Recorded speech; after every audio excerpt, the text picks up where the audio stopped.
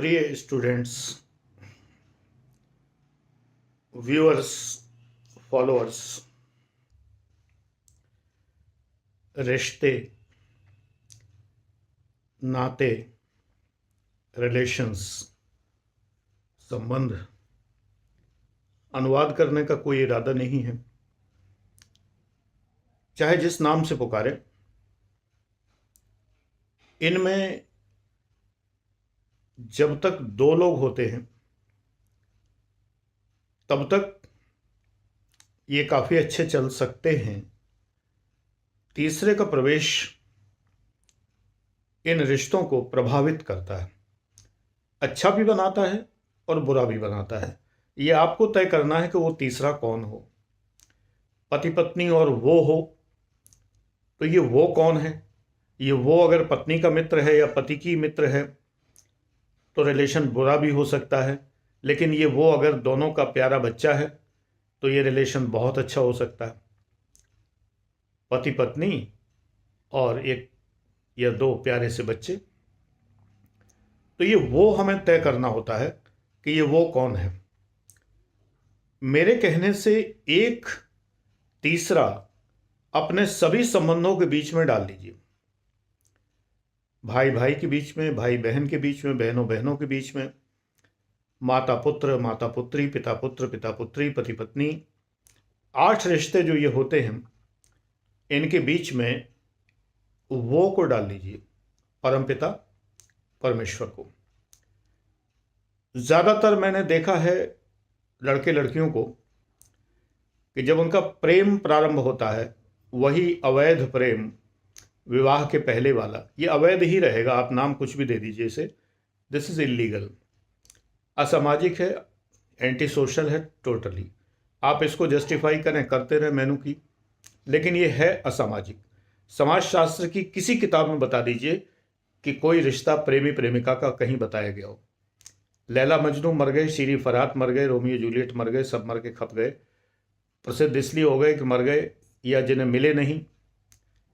लेकिन प्रेम जीवन भर वही आनंद देता है जो विवाह में परिणत होता है, और जिस विवाह में प्रेम सदैव पल्लवित होता है, प्रेम सदैव बना रहता है, वही विवाह जीवन भर सुगंध देते, मधुबन खुशबू देता है, वही होता है।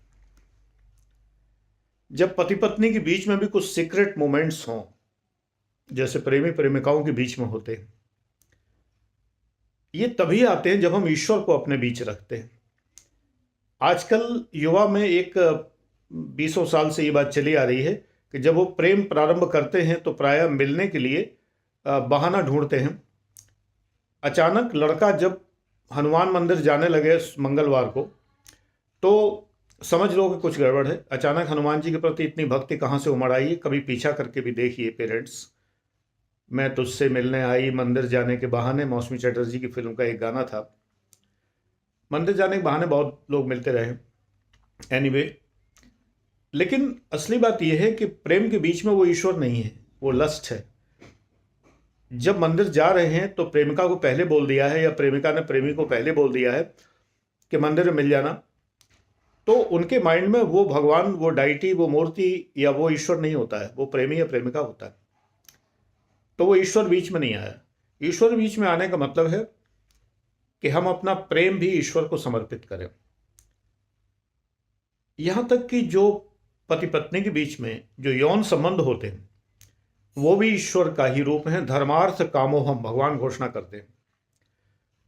धर्मार्थ, पत्नी धर्म पत्नी कही जाती है। धर्म के लिए जो काम है वो मैं हूं। शिव जी ने काम यानी कि मार कहते हैं, तो कामदेव का संहार किया था, क्योंकि वो उनके रास्ते में बाधा था। उनका एक बहुत बड़ा लक्ष्य था, जैसे कि तुम लोग आईएएस की तैयारी कर रहे हो, उनका बहुत बड़ा लक्ष्य, तपस्या कर रहे हैं, वो बीच में जबरदस्ती अपनी उछल कूद मचाए हुए भस्म कर दिया। लेकिन बात वही हुई कि तीर तो मार ही दिया था उसने, तो मन में प्रेम पैदा हो ही गया। तो बहरहाल प्रेम जरूरी है, विवाह भी जरूरी है, पुत्र उत्पत्ति भी बहुत जरूरी है, लेकिन विवाह के पहले के प्रेम और पत्नी के और पति के अतिरिक्त के प्रेम बिल्कुल जरूरी नहीं। अब आप कहिए कि मीत ना मिला रे मन का, तो फिर आपसी सलाह सहमति करिए, तलाक लीजिए, दूसरा विवाह करिए, कौन सी समस्या है? एक्स्ट्रा मैरिटल अफेयर क्यों चला रहे हैं? अगर हिम्मत है तो तलाक दीजिए, विवाह करिए, दूसरा करिए, तीसरा करिए, चौथा करिए, पांचवा करिए, डॉट डॉट डॉट इनफाइनाइट करिए, मैथमेटिक्स की सीरीज बनाइए। असली बात यह है कि विवाह एडजस्टमेंट का नाम है। थोड़ा हमें झुकना पड़ता है, थोड़ा उन्हें झुकना पड़ता है। विषय है इस वीडियो का कि पति पत्नी या किसी भी संबंध के बीच में जब ईश्वर होता है, जैसे बहन भाई के बीच में जब राखी बनती है तो एक ही त्यौहार है, पूजन होता है, आरती और तिलक और रोली, ये सब ईश्वर के निकट आसपास होने का एहसास होता है। भाई दूज होती है। मुझे अच्छा लगता है मदर्स डे, फादर्स डे, भले ही विदेश से आए हैं, लेकिन अच्छा लगता है कम से कम उस दिन। मैं ये नहीं कहता कि वो तो रोज ही हमारा डे, कुछ लोग होते हैं हर रंग में भंग करने को तैयार होते हैं। वैलेंटाइन डे पर तो सबको शहीद भगत सिंह की याद आ जाती है अचानक, चाहे साल भर याद ना आए, लेकिन उस दिन जरूर याद आ जाती है। तो वो सब है। प्रेम दिवस है।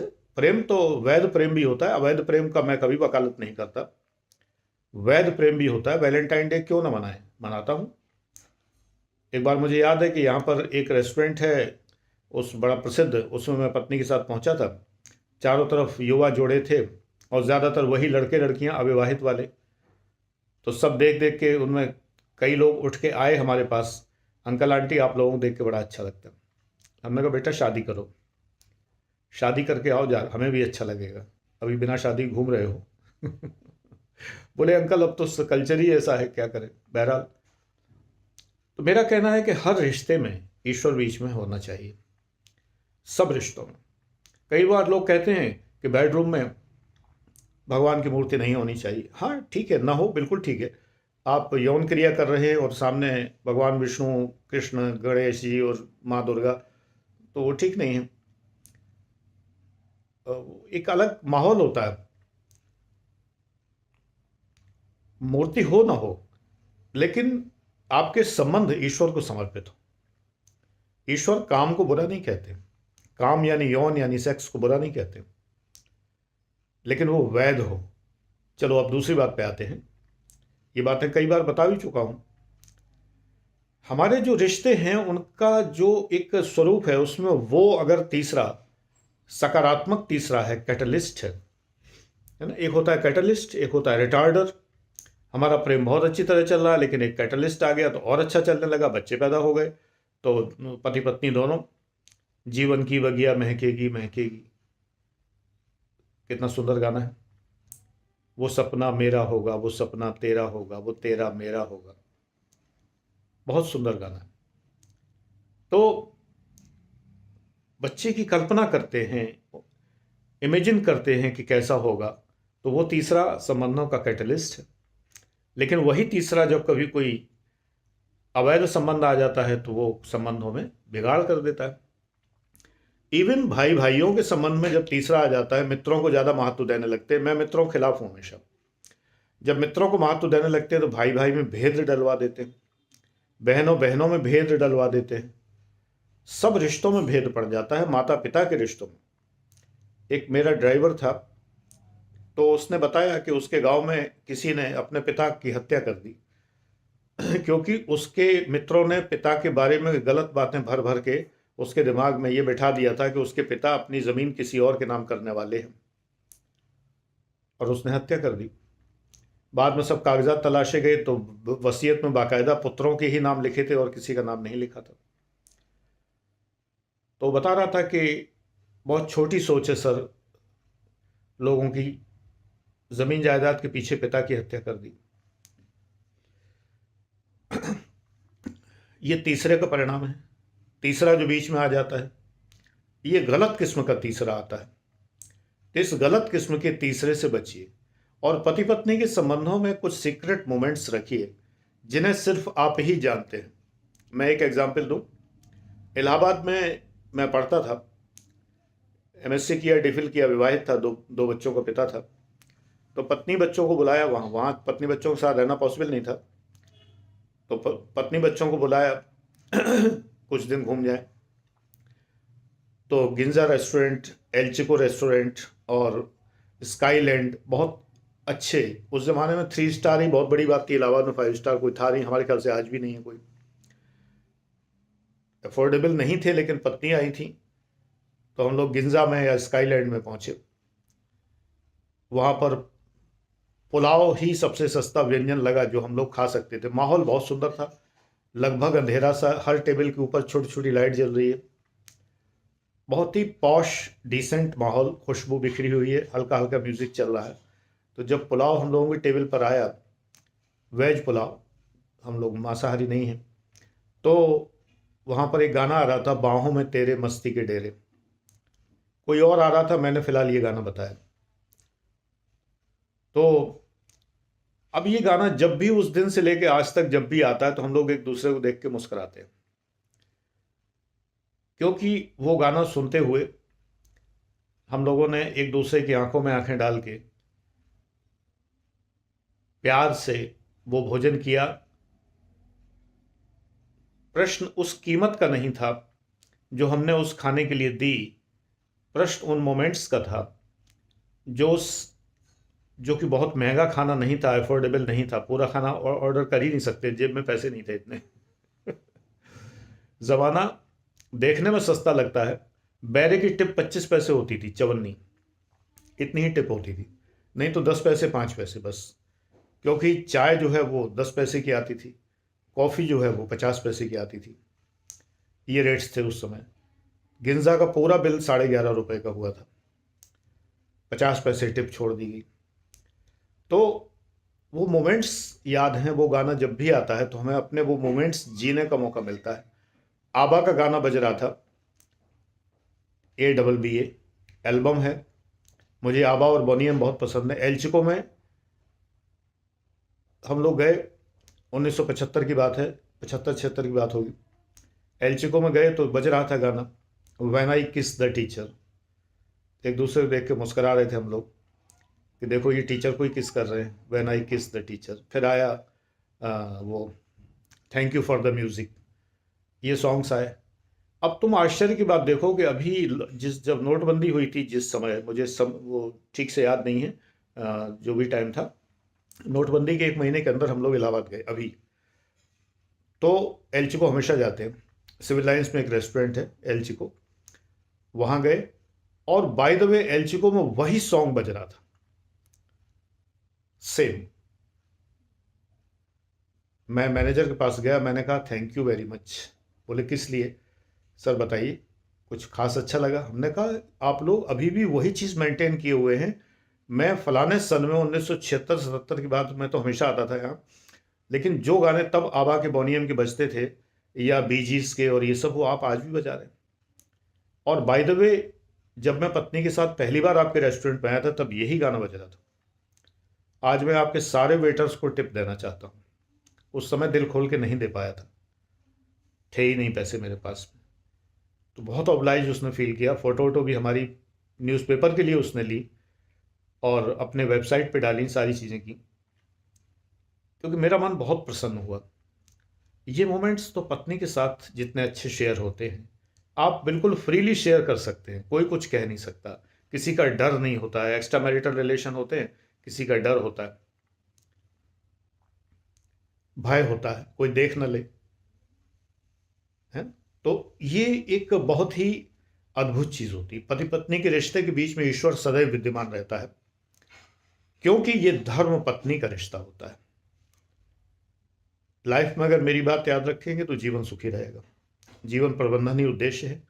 जीवन प्रबंधन का एक पेड बैच भी स्टार्ट कर दिया गया है, मात्र 5100 रुपये दक्षिणा का है फीस, 6 महीने के लिए उसमें एंट्री होती है। अभी तो वीडियो उसमें बन रहे हैं, 200 वीडियो इस चैनल के, APLM के जो हिडन है वो डाल दिए गए, उनके लिए फ़ीस नहीं ली जा रही, वो तो फ्री है। अब जो नए वीडियोस बनेंगे आधे आधे घंटे के, कितने बनेंगे, क्या बनेंगे, चिंता मत करिए, बहुत बनेंगे। मैं कैलकुलेट नहीं कर सकता, कमिटमेंट नहीं है इसका, लेकिन बहुत ज़्यादा बनेंगे। बस वो फिर स्टॉक हो जाएगा, आगे जितने एडमिशन्स होंगे वो स्टॉक ही मिलेगा सबको। अभी तो वो बन रहे हैं रोज़ाना, जब जब वो होती है। 1 दिसंबर से फ्रेश वीडियोस उसमें डाले जाएंगे। आप व्हाट्सएप पर 9810257742 पर जानकारी कर सकते हैं। ISPCS के लिए भी CSET का एक बैच है, मात्र 49,000 का। अभी 1 दिसंबर से उसकी फ़ीस बढ़ने वाली है। और एक बैच जो है पर्सनैलिटी डेवलपमेंट का है, पर्सनैलिटी प्लस के नाम से, 5100 फीस का वो भी है। वो ISPCS के इंटरव्यू के लिए पहले से पर्सनैलिटी इतनी डेवलप कर लेना कि आपको बिल्कुल कोई पर्सनैलिटी के आधार पर कोई ज़रा सा भी कोई निगेटिविटी देख भी ना सके कहीं, और आपकी सारी निगेटिविटीज़ दूर करने की जिम्मेदारी मैं लेता हूं अगर आप कोऑपरेट करेंगे, यानी जो मैं कहूं वो मानेंगे। मान लीजिए आप चेहरे पे दाढ़ी रखे हुए हैं और शक्ल से आप दबंग गांव के लग रहे हैं, तो मैं तो कहूँगा कि दाढ़ी आपके चेहरे पे अच्छी नहीं लग रही है। आप सोचेंगे IAS का इंटरव्यू होगा तब मैं कटवा लूँगा, लेकिन तब अगर आप दाढ़ी कटवाएंगे तो आप बहुत ही अनईजी फील करेंगे और इंटरव्यू में फेल हो जाएंगे। तो मेरा कहना मानिए, मैं IAS रैंक अधिकारी रहा हूँ और 23-24 साल नौकरी की है, तो मुझे पता है कि क्या होता है, कौन कौन से फोर्सेस काम करते हैं, मनोवैज्ञानिक बल काम करते हैं कि जो आपका इंटरव्यू चौपट हो जाता है, ये अच्छे से पता है। और कौन से बल काम करते हैं जो सफल हो जाता है। तो आपको कोऑपरेट करना है, अपने अपने साथ करना है, मुझे क्या फ़र्क पड़ना है, आप मेरी नहीं मानेंगे तो भुगतेंगे। तो इसलिए अगर मैं आपको सजेस्ट करता हूँ, पर्सनैलिटी ग्रूमिंग के लिए आप जिसके पास जाते हैं तो उसकी बात मानते हैं ना। अगर आप जिम जाते हैं तो ट्रेनर की बात मानते हैं कि नहीं। लेकिन मेरे कहने पर पिछली बार मैं फ्री गाइडेंस कर रहा था तो लोगों ने दाढ़ी जैसी रखे थे, जबकि उनकी शक्ल बिल्कुल अच्छी नहीं लग रही थी और बहुत बेकार शक्ल लग रही थी। कुछ बच्चों पे अच्छी लग रही थी, मैंने कहा बहुत अच्छी लग रही है, कोई दिक्कत नहीं है, इंटरव्यू में ट्रिम करा लेना थोड़ी सी। लेकिन कुछ की शक्ल मुझे दिखाई देता है ना, कि मुझे पता है इंटरव्यू में कैसी पर्सनैलिटी ली जाती है, तो मुझे दिखाई दे रहा है कि ये तो गांव के दबंग लग रहे हैं, जो लाठी और बंदूकें लिए घूमते हैं दूसरों को डराने के लिए, वो दिखाई दे रहे हैं। ऐसे में तो मैं कहूँगा, किसी किसी के चेहरे पे बहुत ख़राब लगती है लेकिन किसी पे बड़ी डिसेंट लगती है। तो ऐसा कुछ नहीं है कि आप अगर दाढ़ी रखे हुए हैं तो आपको नहीं लिया जा सकता। मेहरबानी करके मुझे व्हाट्सएप मत करिए कि सर मेरी ये फ़ोटो, मेरी ऐसी दाढ़ी, आप बता दीजिए कि कैसी लगती है। ये सब बातें पर्सनैलिटी प्लस बैच में ही बताई जाएगी, क्योंकि मुझे बहुत सबक मिल चुका है। फ्री गाइडेंस करने में मैं सच्चे दिल से कहता हूँ और तब भी लोगों को बुरा लग जाता है, तो पेड में आइए। यहाँ पर छोटे वीडियोस आपको मिलते रहेंगे, बड़े वीडियोस के लिए और to the point and focus, जिसमें और कोई बात नहीं की जाती। क्योंकि नेचुरली जब आप पेड बैच में हैं तो आपसे फिर पेड बैच के बारे में तो कोई बात की ही नहीं जाएगी, आप तो आ गए। तो फोकस्ड अगर आपको रहना है और अगर आपको लगता है कि लाभ होता है तो आप ज़रूर आइए। आपको ये 5100 रुपये जीवन भर ये स्मरण रहेगा कि मैंने कितना कम व्यय करके और कितना अधिक पाया है। मैंने तो बहुत अधिक व्यय करके उससे भी बहुत अधिक पाया। मैं हमेशा कहता हूँ, मैंने योग सीखने के लिए जो क्लास ज्वाइन किया वो लाइफ मैनेजमेंट का भी था, जबकि मुझे उसकी ज़रूरत नहीं थी ईश्वर कृपा से, लेकिन बहुत कॉस्टली क्लास था, लेकिन मैंने ज्वाइन किया। और सच बात यह है कि मुझे उससे इतना मिला कि मैं ही जानता हूँ कि मेरे जीवन की धारा बदल गई। तो मैं लाखों रुपए खर्च करके ये बात मानता हूँ कि मेरा जीवन की धारा बदल गई, तो आप तो मात्र 5100 रुपये खर्च करके, क्योंकि वो सब जो मैंने उन गुरुजी से सीखा है वो सब तो मैं सिखाता ही हूँ। उनका एक सेंटेंस मेरे लिए जीवन बदलने वाला था और वो मैं तमाम वीडियोस में बता चुका हूँ। लेकिन अमल किसने किया? मैंने। उस एक सेंटेंस में जो बौद्ध सूत्र, उन्होंने बौद्ध नहीं कहा था, बौद्ध सूत्र, जो कि अगर आपको जीवन में सुखी रहना है तो करुणा रखिए, करुणा करनी है, मैत्री भाव रखिए सभी से, उन पर करुणा करिए जो आपको ठीक से समझ नहीं पाते हैं, बुरा भला कहते हैं और बातें करते हैं। मैत्री, करुणा, दो चीज़ें बहुत ज़रूरी। लेकिन अगर नहीं मानते हैं तो फिर उपेक्षा करिए और फिर जीवन से दूर कर दीजिए उन्हें। उपेक्षा, बौद्ध उसमें उपेक्षा, मैत्री, मैत्री, मैत्री, करुणा, उन पर हमें सिंपैथी रखनी है। अब ये बातें लोग कहते हैं तो उनको जस्टिफाई नहीं कर पाते। तमाम ब्रांडेड बाबा अक्सर ये बातें कहते हैं, तो मेरा तमाम प्रति प्रश्न होता है कि कैसे रखा जा सकता है उनके प्रति ये भाव। लेकिन ये बात मैं इस चैनल पर बहुत बता चुका हूँ, वो वीडियोस आपने देखे हो ना देखे हो, देखिए। और बाकी तो 200 वीडियो हिडन हैं लगभग, वो सब उसमें डाल दिए गए, धीरे धीरे डाले जा रहे हैं उस बैच में। तो आज मैंने आपको बताया, वो याद रखिए, संबंधों के बीच में ईश्वर को रखिए। वो तीसरा कौन हो? ईश्वर। ये ऐसा तीसरा है जो सदैव भला करेगा। मेरे पिता अक्सर गाया करते थे, तेरा राम जी करेंगे बेड़ा पार, उदासी मन काहे को करे। मदर कहा करती थी, राम ही जाने, कोई बात हो राम जाने। अब तो राम ही जाने। जब हर चीज राम को सौंप दी, राम का मतलब आप अपने पसंद के ईश्वर को चुन लीजिए, पर्सनल गॉड, ठीक है। जब वो बीच में है, वो तो सब देखेगा ही देखेगा। Thank you.